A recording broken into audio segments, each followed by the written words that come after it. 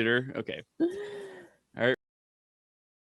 Well, what's up, everyone? It's Scott Windroth here for another edition of Creator Life Live.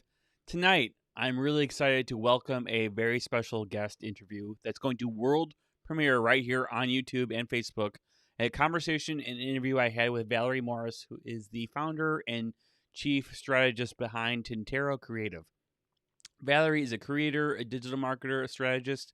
Actually, she started off her career as an architect, which I thought that was really interesting in terms of how she transitioned from being an architect into being a social strategist. So Valerie and I talked earlier today, but we are both here and we're listening online. For anyone who has questions or chats, would like to use our chat feature, feel free to ask questions, and we'll be around at the end. But this is it. Why don't I just go ahead and let Valerie take it away? So let's go. Let's see. Here we go. Computer. Okay. All right. Ready, Valerie? Yep, I'm ready. Okay, cool. Hello, everyone. Welcome to another edition of the Blog You Want Time You Have / Creator Life live stream episode. I'm really excited to invite someone who I met today, Valerie Morris. Valerie and I met actually online, which is we met through Twitter, right? So I found you on Twitter and through Twitter. And yeah, I think that's a great place. Valerie is sort of like me, but really killing it. She is an author, a speaker, someone who's a digital marketing strategist, and she really helps businesses sort of elevate their brand online, which seems to be doing it right, because that's how I found her. So Valerie, welcome to the show. Thanks so much for having me, Scott. I'm really excited to be here. Yeah. So Valerie, I know you've been in the business for a while, and we were talking the other day and kind of talking about content, talking about digital marketing, talking about kind of the gamut of all the different things that we sort of have to do in the world of marketing these days. So I thought it'd be kind of a great place to start with just kind of giving a little bit of a backstory into how you got into the business. I do know that you were, I hope I can say this online. I hope you don't care. Yeah. I know you went to Judson College, which is in my hometown. We didn't know each other then, but I thought that was really cool. And but today you're in Colorado. So before, how did you get there? Like, what's the backstory to that? Yeah. Well, yeah. So I grew up in the Chicago suburbs and ended up going to college about an hour from where I grew up. And I actually studied architecture, of all things, and didn't really have marketing necessarily on the brain. Although if I were to go back and do it all over again, I do think I would probably go for something that was a little less specialized. But at the time, I didn't know that about myself. And I loved my education. I loved architecture. I had a really great experience. I loved how stimulating it was. There was a lot of like left brain and right brain, a lot of technical plus the really cool design all combined. And if you ever go to any sort of art school, or architecture was very much the same way, like they really have this high standard of, like it's impossible to get an A in those classes because it's so deep that, an art professor is never going to give out an A. So it was just such a challenge. And they always expected perfection. So like every presentation I had to do, the building had to make sense, the structure needed to make sense, but then the presentation had to be pristine. And so in the process of all this, I learned great design. And I also learned how to use things like Photoshop and Illustrator and these 3D modeling programs. And they were never really taught to me. I just had to learn them. I was allowed to learn to use them, but no one ever taught us. So we would literally sit in the computer lab and ask each other questions like, hey, do you know how to do this? Do you know how to do that? We'd have to Google it. And so, I had the design formal education, but then the hands-on like how to was all kind of just figured out. And around the same time, social media became a thing. It came out when I was in college, and it was mainly just for regular students to use. And it wasn't until a few years after college when between the economy kind of tanking with the big recession and just feeling a little bored in the internship type, like entry level roles, and just looking at the industry, seeing how budgets were getting cut and a lot of the creativity and like the high intensity of deadlines and multitasking and left brain, right brain, I just wasn't getting that in my job. And so between the economy and that, feeling that way in my roles, it just made sense to kind of try something different. And so I ended up taking the design background and pivoting it to do more graphic design stuff in marketing roles. And then because of my age and where social media was moving, at one point I was working at an ad agency, and they were like, well, you're young, you know how to use social media. We're it was a bunch of people in their 60s that were running the show there, that they're like, we don't know how to do this. Do you want to do it? And so I got my feet wet doing social media strategy and marketing for clients that were like big retail clients, high-end jewelry clients, just some really cool retail brands. And it it was just this great opportunity, again, similar to in school, where it's like there was no manual, there was no class on like how to do social media marketing. You just had to learn and do it. So you had to learn just the basics of the tool, and then you just start playing with it and doing it.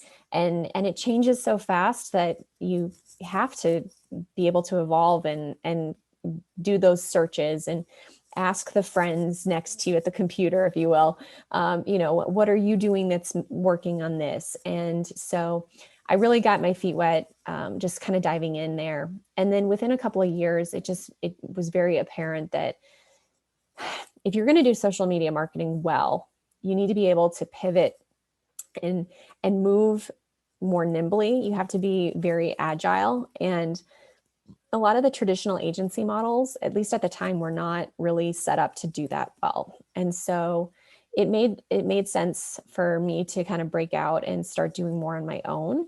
And around the time we had made a move to Colorado, and so it was just in our life, a good point for me to break away and start doing more freelance. And it didn't take long to kind of build up more and more freelance work and more clients that needed social media help. And so now my agency, I've been doing it full time for 8 years, and we do essentially content marketing is what I explain to people. It's authority building content that you use social media strategically to get it out to the world.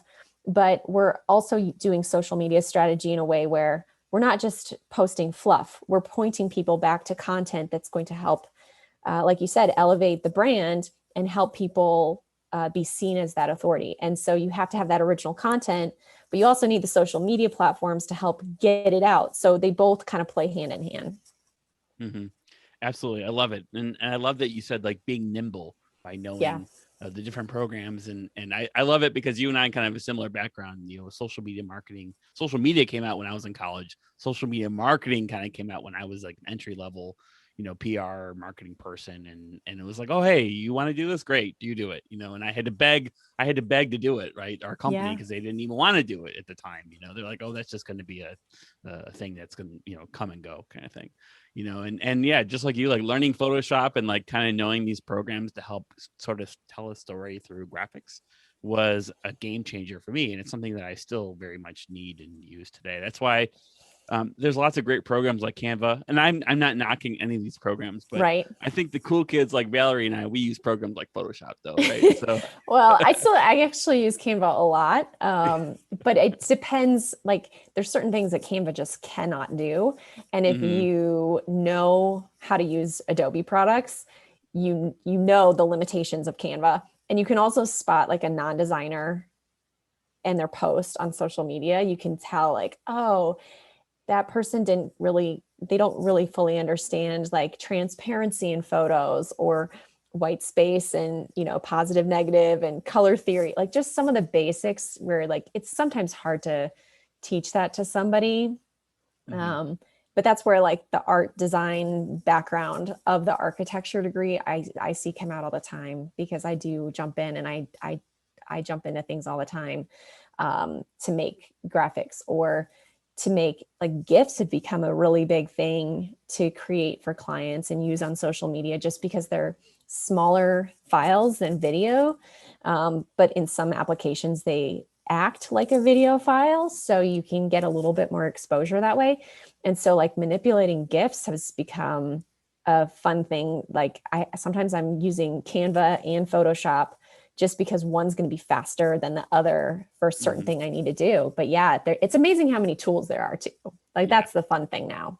Yeah. I think I love about Canva is like if I'm in the car, I can do something. I mean, not driving, but like I can Right. do it while I'm on the phone. Whereas Photoshop is still the stalwart where I got to go on, do it. Like I have to sit down and actually use it. But yeah, I Yeah. love it. Also, the architecture thing is awesome. I mean, I did not go to school for architecture or design, right? But ultimately, I love that you bring that up because ultimately, a lot of times I think of myself as architecting a website or architecting a Mm. content strategy. So do you feel that plays in it all a little bit when you're sort of designing a property or something like that?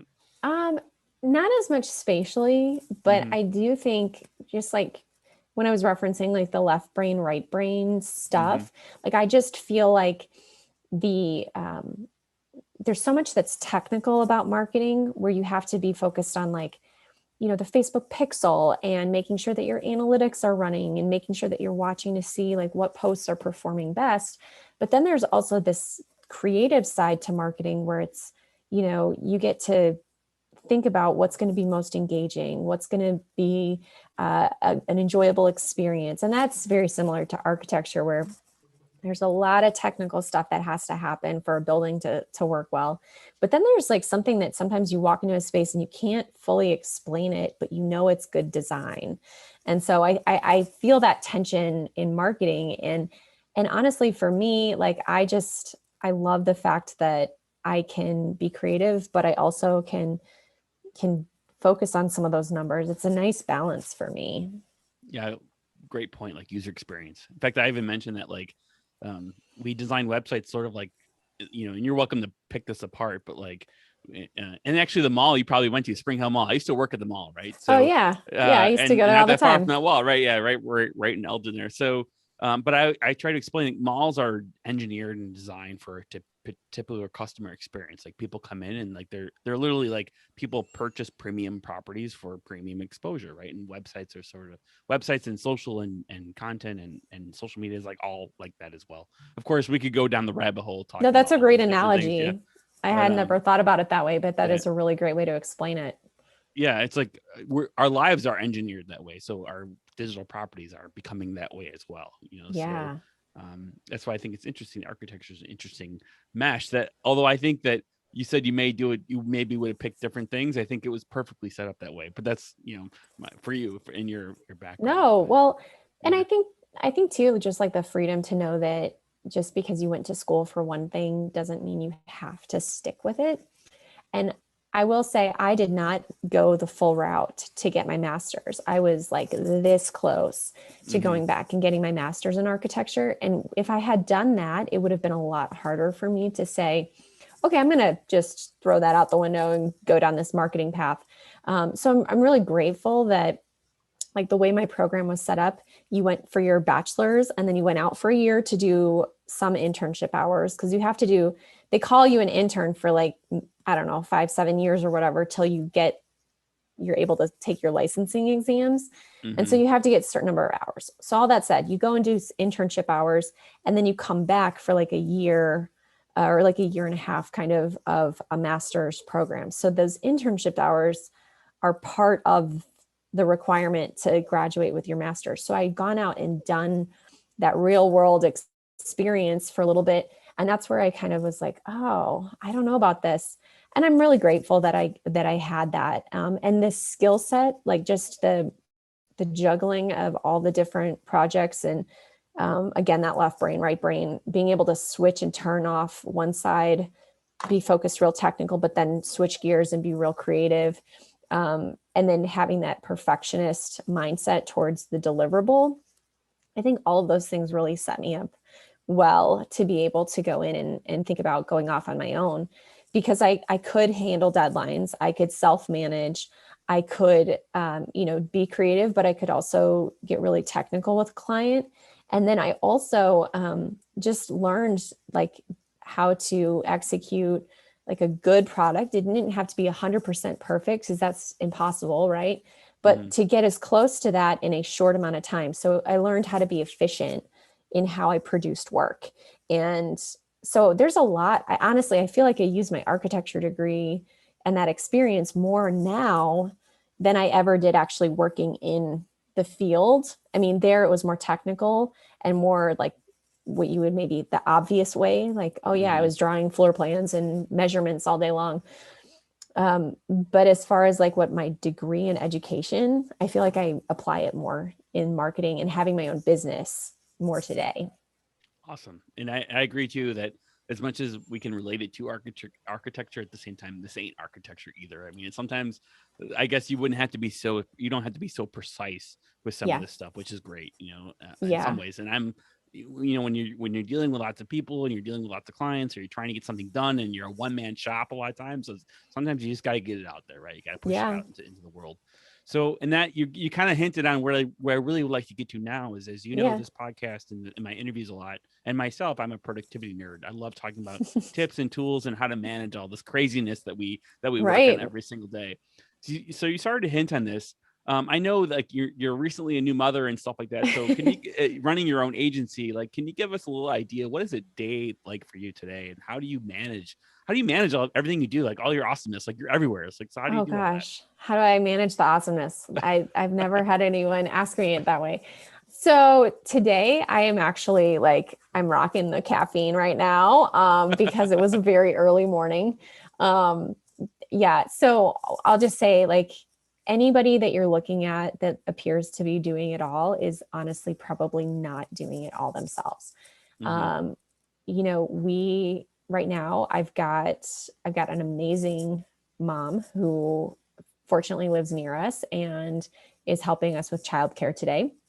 Mm-hmm. So there's no way that I could do a recorded interview like this or meetings with clients without having childcare. And I know a lot of people work from home and they're able to work around things. And there are some days of the week that I kind of dance that dance, but I have designated days where I block out time where I do not have to worry about working around a nap schedule or things like that. So that's really important. The other thing is, in prepping to be out, and I will say my maternity leave was maybe a month Mm-hmm. of truly being out. And even with that said, like I was always still available if there were emergencies.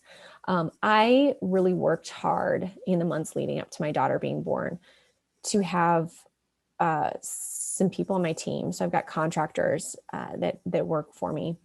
I have people on my team that were set up ready to handle certain things while I was out. And while I've taken back control of my inbox and I have started meeting with clients as they've needed to, and there's certain parts of the processes that I'm now 100% back in. There's still some parts of the process that I have kept those contractors involved in. I didn't take that work back from them for the most part. And now I'm still involved as far as like I'm looking at it more, I'm providing input on it, but a lot of the stuff about making sure that the balls don't get dropped is because I have people who that's their like main focus is to make sure that the job gets done. And then I can still be a part of the conversation, but it's not reliant on me for meeting that deadline. So that's been another like key thing for me. I will say like just as far as like productivity goes, like we use right now we're using Agora Pulse, but we use like a scheduling third-party tool to be able to collaborate between internally team members, but also with the client so they can view things easily and approve things. I also love Google's scheduling capabilities. So I have all of our work emails set up to run through the Gmail interface or whatever. Mm-hmm. And so we can schedule an email to go out in the future. So reminders for things of like, hey, just a friendly reminder that all of your social media posts are ready to go. And here's the link to view them. Like we can schedule all of that ahead of time. And so if there's a day where I just know I'm not really going to be available, but I want this information or this reminder to go out, I can schedule it ahead, or I can be working on the weekends or, late at night Mm-hmm. and set it up to go out during the daytime so that people aren't I don't want people to think that I'm always available Yeah, good and going to point. be Yeah. working on the weekends all the time because it doesn't happen that often. but just also just so that they're getting stuff in, like, I want to be respectful of their time too, so it's not pinging them when they're supposed to be off. Yeah. And then the other thing too is I use an invoicing software, and that saved me a ton of time. The first couple of years I was in business, I did all of my invoicing manually. And at some point I got to the point where I was like, I need to invest in this. This has to be something I pay for. My time is worth too much to keep doing this manually. And the software I use right now allows me to set up recurring invoices. So if I'm working with a client month after month and we're kind of on a retainer model where the amount is the same each month, it's really easy for me. I don't have to even create an invoice in the software. It just automatically goes out for the client. And it just makes things so much easier. Like it's worth it to invest in some of these softwares.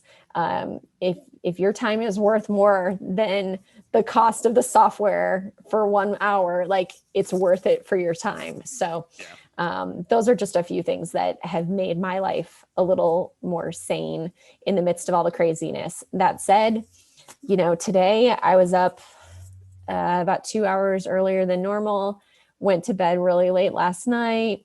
I'm going to be dragging later today, and that's okay. Not every day is going to be like that. So, and I did get lucky. My baby sleeps. So I know if she wasn't sleeping, there's no way I could be doing as much as I'm doing now. Yeah. I know for me, this week is a tough week because this is where we're talking on March 18th and the time just changed. Like we had the hour of the spring ahead. And this week has been a very tough week for me in my terms of we're all dragging extra hour early. Yeah. Right. So, I almost got into a car accident the other day and I was like, oh my gosh, this is because of the time change. I hate it. So, yeah, no, I mean, it was fine. It was, nothing, nobody got hurt or anything. It just was like, I caught myself, but ultimately also the idea of recurring invoices. I know every month I used to sit down on the first and have to go through all the invoices, do all that stuff. And now I'm starting to try to automate all of them. And it's like, even though you're like, oh, it's something like, oh, it just takes an hour once a month. It's not that big of a deal. But, as your business grows, like it takes more time and you got to deal with it more. So, yeah, I agree. I think automation of invoices, even though it seems trivial, it's huge, so. Well, I hate doing it. So I know I always dreaded it too. I hate dealing with the money side of things. Like, I mean, it's still to this day is an annoying thing for me. But so at first I was paying for another software for many years. There were, I don't know, 3-4 years I was paying for it. It wasn't anything crazy, but it was definitely one of those things that like I had to choose to pay to use it. And then they all of a sudden out of nowhere gave me an email that said, hey, the price is going up on your next invoice. And it was almost double. And I was like, I don't really like the fact that you didn't give me, you didn't give me barely 30 days notice that this was going up. And it was double. Like it wasn't even just like a little bit of an increase. So it just irritated me. So I was like, I'm going to look for something else. Yeah. And I ended up finding Wave. Have you ever tried Wave? Okay, it's 100% free. That's a thing. And at first I was like, well, you get what you pay for, right? Like a free software, whatever. It's been amazing. I'll check it out. It is the use. I mean, you have, with any software, like you have to get used to what it looks like and how it operates, but it syncs with my bank account. So I can do all of my profit and loss stuff at the end of the year. I can do recurring invoices. I can have a client, I can accept any type of credit card. Like it's just so versatile. And it's free. So, I mean, granted, I take this a hit. Is a non-paid endorsement, everyone. I'm not an influencer or ambassador or anything for them. It is just 100%. Like I think I've been using it now for 3 years, and it has been just a breath of fresh air for me. So yeah, if you're looking for something to save you a little bit of time, Wave would be a great thing to implement. That's great. And the price is right. And I know that's the price is right. I was going to say that with invoicing software, which we're completely in a minute area of our business. No, it's just great. Productivity though. The truth is most of us have to deal with this, right? And it's one thing I hate doing, you hate doing. And it's just because I always hate charging people for my creativity. And I should get over that. but it's Yeah. like, they need to pay for it at the end of the day. But I always feel bad when I'm charging them. Even if it's $1, I feel bad, I but that, know. but that's like, but either way, one thing I've noticed though, the more clients you get, the more invoice, the more time that stuff takes. So it may seem like a Hmm. lot of money at the very beginning, but although Wave is free or whatever, you're using QuickBooks, you're using, Yeah. Whatever Hero, you're whatever you're using. using, like it seems like a lot of money in the beginning. But honestly, if you want to grow a business, you need to invest early because you're going Mhm. to expect that business to grow, right? But Well, and I heard this in a webinar a couple years ago, and it just was talking about the concept of like your time and investing time. And mhm, it wasn't necessarily spending time, it was investing it. And that word change is really important because if you're investing your time, yes, you're taking time up front, but it's going to pay off later, right? Just like you mhm, invest money. Spending doesn't necessarily have a return for you. So once I shifted that mindset, it was the same. I think about this all the time. Like when I spend time putting together training documents for a contractor or laying out a strategy for a client thing up front, if I can get it out of my head and into down on paper, it takes a little bit of time, but if it saves me time in the long run, it's worth it. yeah. Especially investing time into contractors or people who can help you. It's so Mm-hmm. easy to want to do it yourself, especially when Mm-hmm. you have attention to detail like yourself. Yep. But sometimes you got to give it up, right? And it's one of the hardest things to do. But the truth is, like, it's one of the best things, most liberating things you can do too, is Yeah. giving up portions of stuff that you don't really have to do. That's only the only way you can scale your content team, the only way you can scale your business, right? In my opinion. Yeah. Well, and it also just like it makes things so much easier for you too. Like it doesn't mean that you can't be creative, but it allows you by setting up processes and some of this structure up front. I think it gives you the ability to be consistent in your brand message, and you can have creativity when you create maybe some templates or create that brand strategy up front, but then it gives you this structure. So then like this time last year, I remember um, you know COVID hitting the world, and all of a sudden like there was like a week or two's worth of content that we had to completely pivot for almost every single client and take a new look at. But because most of the structure was already there, we could drop what we were doing Hmm. and focus on like the thing right in front of us. And that happens a lot in social media and things like that. So, you think about things like the ALS bucket challenge. There's things that trend on social media that you can take advantage of. And if you're paying attention, if you have the mental space to be able to pay attention for those things, you can find really cool opportunities to get noticed and get your brand out and do some creative fun things. But if you're living day to day just trying to like, oh, I don't have the processes in place to be able to have any mental margin, you're Hmm. going to miss those opportunities. And I think that actually is my final question for you. I wanted to ask you. Yeah. There's lots of opportunity every day. There's new apps like Clubhouse. There's new apps Mm-hmm. coming up. There's existing stalwarts like podcasting and YouTube, like we're doing right now. I mean, do you have any ideas or advice for like if someone's sitting down? And maybe just getting started even today? Do I go all in on a new platform like Clubhouse, or do I try to stick with what I'm doing, or what would you? And this is partially for my own opinion because I Sure. struggle with this myself. But what do you think? I mean, any thoughts on that? Yeah, so I think the biggest thing is you need to pay attention to like where is your network hanging out? Are your customers over on Clubhouse, for example, or is it all your peers? I struggle with this just being in the marketing space because Hmm. marketers tend to flock to the new thing, and rightly so. Like we need to test it out, check it out, see what's going to be an option for our clients. So sometimes I go on some of these things and I feel like all I'm doing is talking to my own people. And I'll be honest, like that does nothing for well, it doesn't do nothing, but it does very little for your business if you're just talking to your peers. Yeah. Sometimes you can get business referrals out of, having those relationships with other peers. So that's why I kind of tweak that a little bit. Um, but if your customers and your clients are all over on Facebook and they're not doing the audio thing, like why waste your time unless you're trying to be like a speaker or a trainer or something like that. Don't obsess about the new thing. I mean, unless you really love it. But I just think so many people just need to take a smart, hard look at where are my customers, where are my clients. And sometimes people don't like the answer, Mm-hmm. like, hey, people are over on, LinkedIn, for example. Like Yeah, I was if gonna say you're in LinkedIn. a B2B space, like, I mean, a lot of my clients are on LinkedIn, and thankfully I enjoy LinkedIn. I enjoy the this the tone over there. But I know some people that they're like, but I really want to be over on Instagram, and it feels more fun and more flashy. And I'm like, well, great, but are you getting any clients out of your Instagram strategy?